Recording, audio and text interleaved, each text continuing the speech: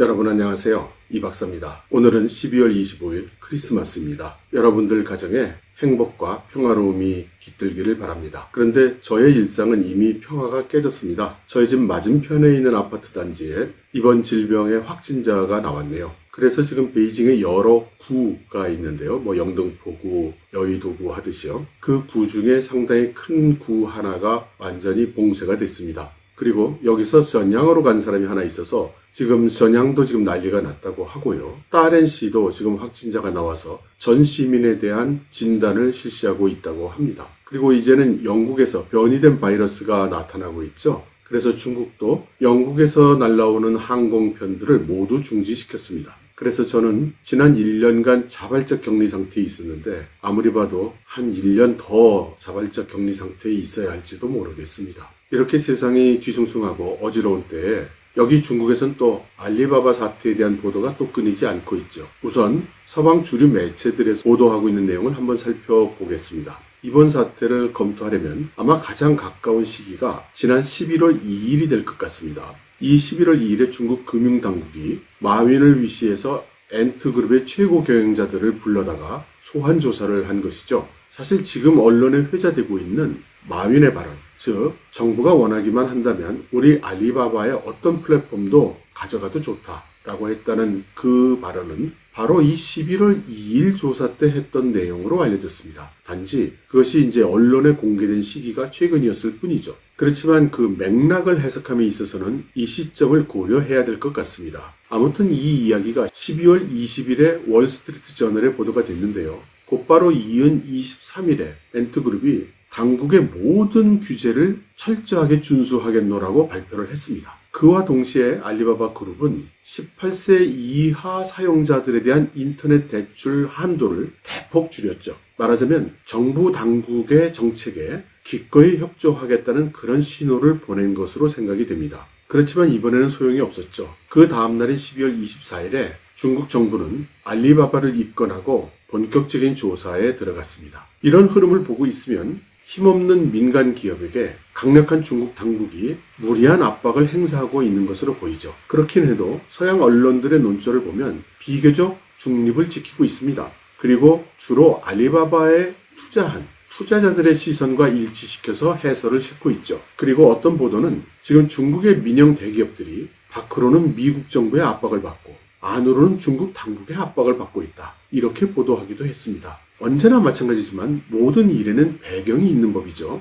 특히 중국이라는 환경에서는 그 마크로한 흐름을 읽어내야만 오늘 일어난 사건을 해석할 수가 있는 경우가 많습니다. 이번 알리바바 사태에 대해서도 이것이 어떤 맥락에서 흘러나왔는지 다시 한번 검토를 해보기로 하죠. 제가 볼 때는 이것은 9월달로 거슬러 올라가는 이야기입니다. 9월에 중국 당국이 소위 금융지주회사를 보다 규제를 해야 한다는 그런 정책을 발표를 합니다. 그러면서 규제가 시장을 제대로 쫓아가지 못해서 허점이 제법 있다고 했죠. 당시에 인민은행 부총재인 판공성은 이러한 규제 허점을 악용하고 있는 기업을 몇 개 지목을 했었는데 당시 이미 알리바바가 그 기업 중에 하나로 지목이 됐었습니다. 사실은 그때부터 경계를 했어야 옳았죠. 그리고 나서 10월에 들어서서 10월 21일에 이 엔트그룹의 상하이 증시 상장에 대해서 당국의 인가를 얻어냅니다. 그리고 이어서 있었던 24일 상하이 와이탄 펀드 포럼에서 마윈이 당국의 정책을 신나게 비판을 했습니다. 그리고 난 10월 26일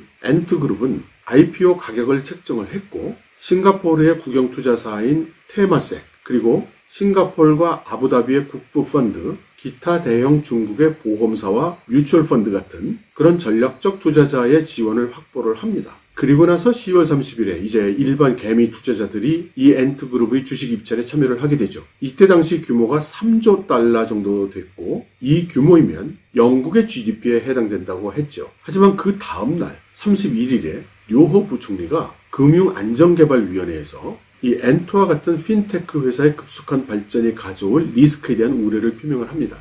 사실 이 금융안전개발위원회는 행정적으로 권한을 정식으로 가지고 있는 위원회는 아닙니다. 류호 부총리로 대표되는 시진핑 그룹의 금융팀에 무게가 쏠리면서 이 금융안전개발위원회의 결정이 상당한 영향을 행사하고 있습니다. 그리고 류호 부총리는 바로 펀드에서 마윈에게 창피를 당한 사람 중에 하나죠. 그러자 11월 2일에 중국의 4개의 금융당국이 모두 합동으로 이 알리바바 엔트그룹의 마윈을 포함한 최고 경영자들을 소환해서 조사를 한 것입니다.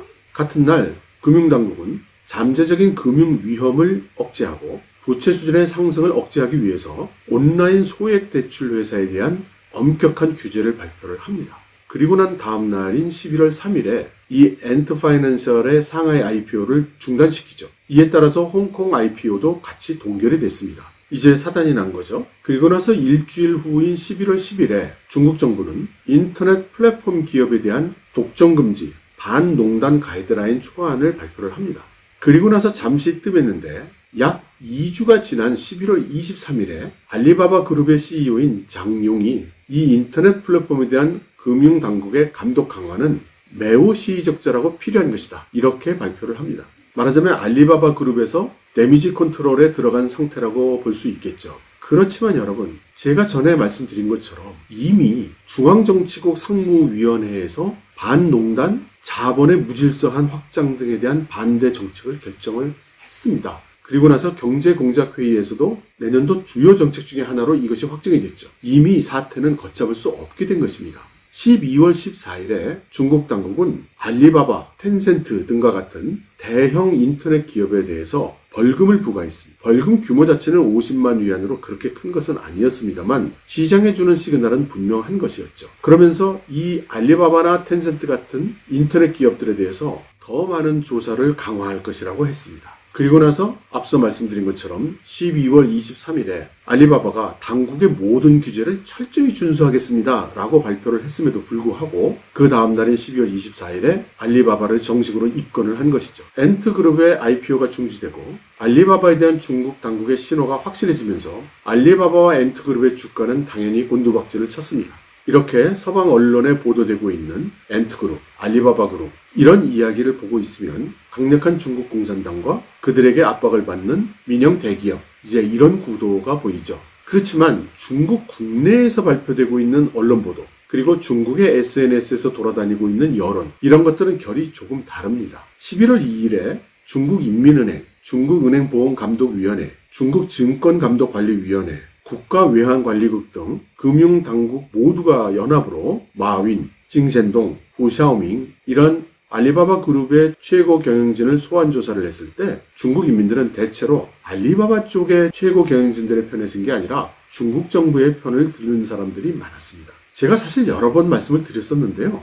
여기 중국 사람들이 마윈이나 알리바바에 대한 감정이 물론 좋은 사람도 많습니다. 그렇지만 반감을 가지고 있는 사람들이 상당히 많습니다. 그리고 이렇게 마윈이나 알리바바에 대해서 반감을 가지고 있는 사람들의 성향은 상당히 친공산주의고 그리고 사회주의 도덕 생활 규범에 비교적 충실한 사람들입니다. 이 사람들의 시각은 무엇이냐면 마윈은 가난한 인민들의 호주머니에서 돈을 벌어서 부자들 그리고 미국의 자본가들에게 그 돈을 갖다 주고 있다고 이런 식으로 보고 있습니다. 저도 처음에는 이런 얘기를 듣고 이게 무슨 말인가 하고 이해가 되지 않았는데 이제 시간이 좀 가면서 그 사람들의 논리가 좀 이해가 되더군요. 그러니까 이 사람들은 어떻게 생각하냐면 알리바바가 굉장히 대기업이 되고 거의 모든 중국 사람들의 생활 속에 스며들어와 있는데 그러다 보니 알리바바를 이용하는 수많은 중국 인민들은 알리바바에게 돈을 지불한다는 거죠. 그래서 알리바바는 가난한 대다수의 중국 인민들의 호주머니에서 돈을 벌어간다라고 인식하는 것입니다. 그리고 이렇게 해서 번 돈은 누가 가져가겠느냐? 당연히 마윈이 가져가겠죠. 그리고 알리바바의 주주들이 가져갈 겁니다. 그런데 알리바바의 주주들이 누구냐? 권력자, 그리고 돈 많은 부자들, 그리고 알리바바의 주식이 상장되어 있는 뉴욕, 홍콩 같은 외국, 그 외국에 돈 있는 사람들. 이 사람들에게 그 배당을 하고 있으니 알리바바는 또 마윈은 가난한 중국 인민들의 호주머니에서 돈을 벌어서 돈 많고 힘 있는 사람들에게 돈을 벌어다주는 그런 사람이다 라고 생각하는 것입니다. 마윈이 상하이에서 금융당국을 비판한 것에 대해서는 그날 같이 발표가 됐던 말씀드린 인터넷 소액대출 관련 규제에 반발해서 그랬다는 견해도 있기는 합니다. 그런데 어느 쪽이 원인이고 어느 쪽의 결과인지는 사실 판단하기는 좀 어렵습니다. 하지만 많은 중국 사람들이 중국 정부의 이런 방침은 잘한 일이라고 보는 사람들이 꽤 있습니다. 이들은 엔트그룹이 은행에서 거액을 끌어와서 자기 자본의 수백 배의 자금을 끌어와서 우리 같은 가난한 사람들에게 돈놀이를 하고 있다. 이렇게 생각을 하는 것입니다. 그러므로 인터넷 소액 대출 업자에 대한 반감들이 있는 것이죠. 당시 마윈이 이렇게 소액 대출을 규제하는 이런 방침에 반발해서 격렬한 비판을 했다는 이야기가 있긴 했지만 글쎄요, 제가 볼 때는 마윈이 현재 중국이 당면하고 있는 위기에 대한 인식이 좀 부족하지 않나 싶습니다. 제가 이렇게 몇 번 말씀을 드렸더니 제 영상을 보아주시는 분들 중에 이놈은 아주 공산당이구만, 마윈의 편이나 민영기업의 편을 안 들고 중국 공산당의 편을 드는군, 이렇게 말씀을 하시는 분이 있는데요. 저는 누가 맞고 틀리고를 말씀드리는 것은 아닙니다. 다만 외부에서는 좀 느끼기 힘드시겠지만 여기 중국에 살고 있는 중국 인민들은 그게 맞든 틀리든 이런 식으로 느끼고 있는 사람들이 상당히 많다는 것을 여러분들께 말씀드릴 따름입니다. 누가 맞고 누가 틀리고 무엇이 맞고 무엇이 틀린지는 여러분들이 판단하실 몫이죠. 아무튼 말씀을 계속 드린다면 여기 중국 사람들은 한번 서로 얼굴을 붉히면 평생 다시 보지 않는다고 합니다. 그래서 여기 중국에 와서 사무실에 있는 중국 직원들을 혹시 꾸짖어야 하는 경우가 있더라도 사람들이 보는 데서는 꾸짖으면 안 된다고 그러지 않습니까? 조용히 아무도 없는 곳에 가서 조근조근 이야기를 해야 받아들일까 말까 하라고 하죠. 그런데 마윈 같은 경우에는 상하이 번드 포럼에 가서 전 세계 앞에서 공개적으로, 그것도 매우 격렬하게 당국의 정책을 비판했을 뿐만 아니라 그 발언 중에는 당신들의 이러한 정책은 기업과 인민을 위한 것이냐 아니면 너희 부처의 이익을 위해서 그러는 것이냐 라는 이런 상당히 모욕적인 발언까지 했기 때문에 이 일이 조용히 끝나기는 좀 어려웠습니다. 이것은 마윈의 알리바바나 엔트그룹에만 영향을 준 것이 아니라 마윈이 설립한 후반따쉐 학교에도 문제가 생겼습니다. 마윈은 공식적으로 현재 은퇴한 상태죠. 그리고 마윈은 은퇴를 할 때 자기는 원래 선생님이었기 때문에 은퇴하고 나면 다시 선생님을 하겠다 이렇게 얘기를 했었습니다. 그래놓고는 항저우에 대학을 하나 지었죠. 물론 정식으로 문교부 인가를 받은 그런 정식 대학은 아닙니다. 사회단체로 등록이 있다고 하죠. 하지만 무슨 상관이 있겠습니까? 마윈이나 알리바바하고 관시를 맺고 싶은 그런 사람들이 몰려와서 입학을 해주고 비싼 등록금도 내주고 해서 잘 되고 있었습니다. 마치 현대그룹의 고 정주영 회장이 은퇴하고 나면 농사나 짓겠다고 했는데 나중에 보니까 서해안에서 대규모로 간척지 사업을 하지 않았습니까? 그런 것하고 비슷한 것 같죠? 아무튼 이 후반따쉐는 윈난성에 대규모로 캠퍼스를 조성할 계획이었습니다. 윈난성의 성도인 쿤밍시 정부하고 협력을 해서 캠퍼스 협력 협정을 맺었고 여기에 대해서 윈남성 정부도 전폭적인 지지를 약속을 했습니다. 그래서 1281헥타르에 다다르는 면적의 캠퍼스를 쿤밍시 정부와 윈난성 정부가 공짜로 지어주기로 했어요. 그렇지만 상황이 이렇게 됐으니 당연히 모두 중단됐습니다. 제가 생각할 때는 마윈이 아무리 홧김에 원드 포럼에 가서 심한 말을 했더라도 중국 당국이 플랫폼 경제 분야에 대한 반독점 가이드라인, 소위 반농단 가이드라인을 발표했을 그 시점에는 재빨리 중국 정부의 몸을 낮췄어야 했다고 봅니다. 이 가이드라인도 전에 말씀을 드린 바가 있지만 유사한 입법이 진행 중임에도 불구하고 또다시 이런 가이드라인을 내놓고 더구나 공시한 날부터 효력을 발휘한다는 조항을 집어넣은 것은 상황이 주의를 요한다는 것을 의미하는 것이었죠. 아무튼 대다수의 중국 인민들은 이 반농단 정책에 대해서 우호적입니다. 이 중국 당국이 이 반농단 정책을 발표하면서 예를 들은 소위 얼세니 이 방침, 경쟁 플랫폼에는 입점을 못하게 하는 이런 그 불공정 행위, 여기에 대해서 수많은 중국 사람들이 공감을 하고 있는 것입니다. 사실 이 경쟁업체에 입점을 못하게 한 알리바바의 이 행위는 사실 2015년에 징동에서 공식적으로 제소하면서 불거진 문제입니다. 징동은 알리바바가 타오바오와 같은 알리바바의 온라인 쇼핑몰에 입점하는 점주들이 자기들 징동에는 입점을 못하도록 강요하고 있다고, 억울하다고 이 불공정 행위를 바로잡아 달라고 그렇게 요청을 했었죠. 또 당시에 대형 전자레인지 메이커인 갈란츠 역시 타오바오에 입점을 했었는데 다른 온라인 쇼핑몰에 입점을 하니까 타오바오가 자사의 페이지를 날려버렸다. 그리고 트래픽도 막았다. 이렇게 언론에 보도를 하기도 했죠. 글쎄, 이렇게 마윈이나 알리바바에 대해서 부정적으로 보고 있는 중국사의 분위기를 이들이 제대로 읽지 못한 것일까요? 뉴욕타임즈는 마윈이 초기에는 굉장히 성공한 벤처 기업인으로 어떤 아이콘이 되었지만 점점 시간이 갈수록 행동 거지가 점점 방자해지면서 중국 당국은 물론이고 중국 인민들의 반감을 샀다고 보도를 했습니다. 그리고 중국의 SNS에 마윈 같은 사람은 가로등 기둥에 매달아서 공개 처형해야 된다고 한 글에 많은 사람들이 좋아요를 누른 사실도 이러한 중국 인민들의 분위기를 반영하는 것이라고도 보도를 했습니다. 결국 이런 뉴욕타임즈의 보도는 마윈이 얼마나 중국 사회와 정부의 분위기를 읽지 못했는가를 보여주는 것입니다. 하지만 사건이 이런 식으로 전개되면서 마윈은 지금 굉장히 두려운 상태에 있을 것으로 생각이 됩니다. 타이완의 저널리스트인 우즈지아는 한 프로그램에 나와서 마윈의 종족이 요즘 묘연한데 혹시 해외로 도피한 거 아니냐 이런 말까지 했습니다. 그러면서 마윈이 최근 들어서 100억 달러 이상의 자산을 현금화했는데 이 돈을 해외로 반출한 거 아니겠느냐. 그리고 그 돈이 마윈만의 돈이 아닐 것이다. 마윈의 뒤에 있던 권력층의 돈이 상당 부분 들어가 있지 않겠는가. 이렇게 추측을 하기도 했습니다. 글쎄요. 저는 그렇게 마윈 정도 되는 사람이 쉽게 중국 바깥으로 도주할 수 있을 거라고는 생각하지 않습니다. 어쨌든 중국 지도부가 이렇게 계속 발출하고 있는 신호는 명확한 것이죠. 그래서 엔트 파이낸셜을 비롯해서 이미 중국의 대형 인터넷 금융회사들이 줄줄이 인터넷 저축 서비스 상품을 중지했습니다.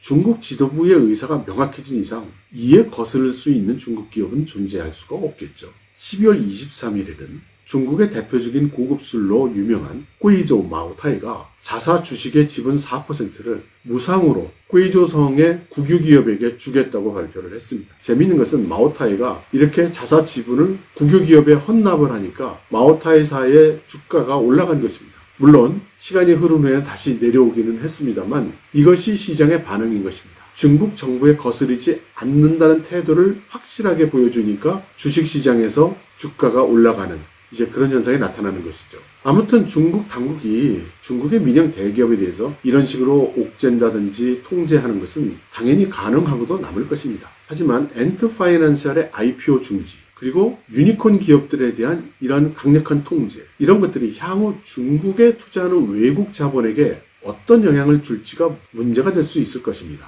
아무튼 중국 정부는 가련다 마이웨이 하는 것 같습니다.